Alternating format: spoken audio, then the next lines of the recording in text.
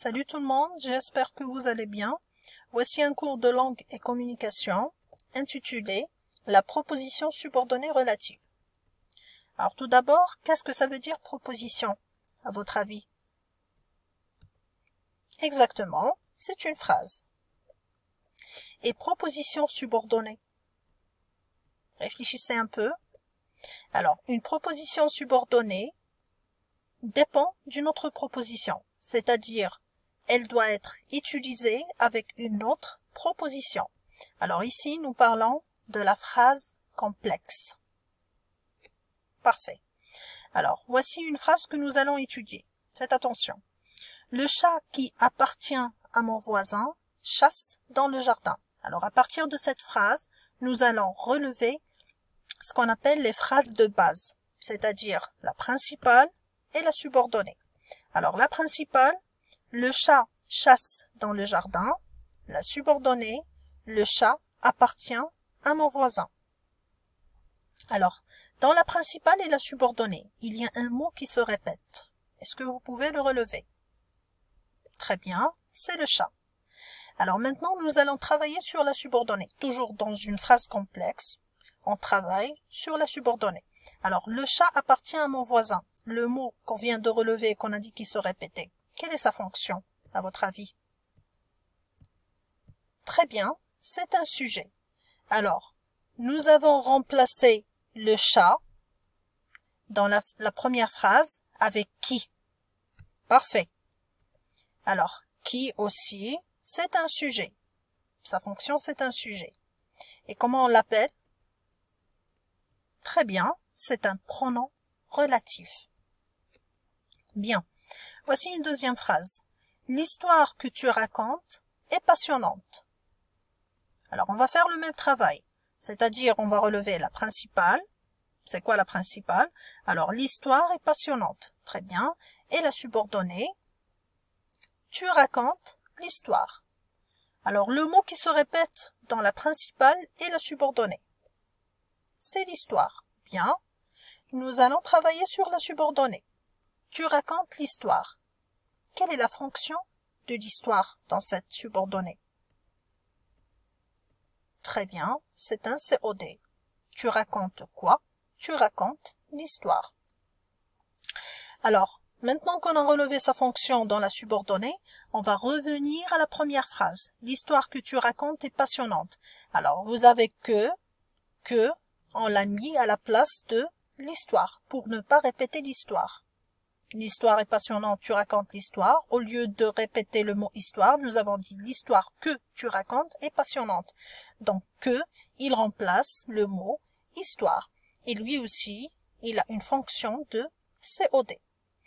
Vous savez comment on appelle que? Très bien, c'est un pronom relatif. Bien. Alors, on va passer à retenir. Je retiens. La proposition subordonnée relative, on l'a dit, c'est une phrase qui est introduite par ce qu'on appelle un pronom relatif simple. Alors, pourquoi on utilise un pronom relatif simple? Tout simplement pour éviter la répétition du nom ou du pronom appelé antécédent. Alors, antécédent, c'est-à-dire qui se situe avant le pronom relatif.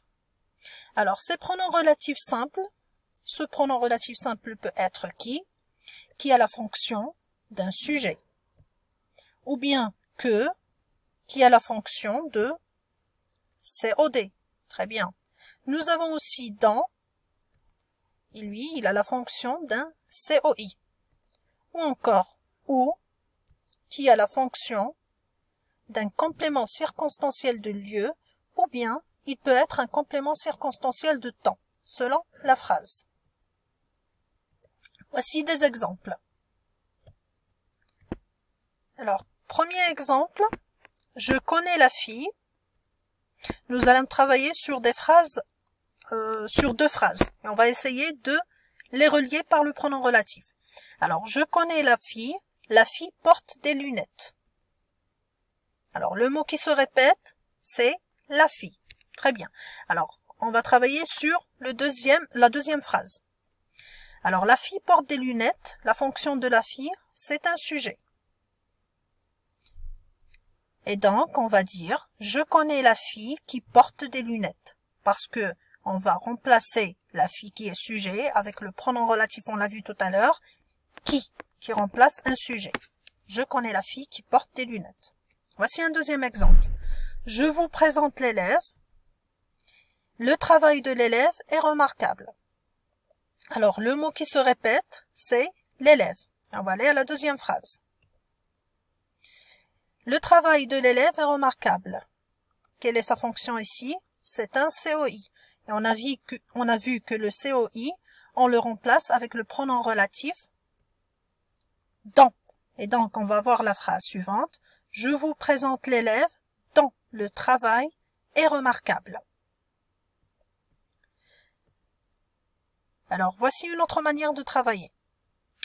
La maison tu as grandi est belle. Tu as grandi où?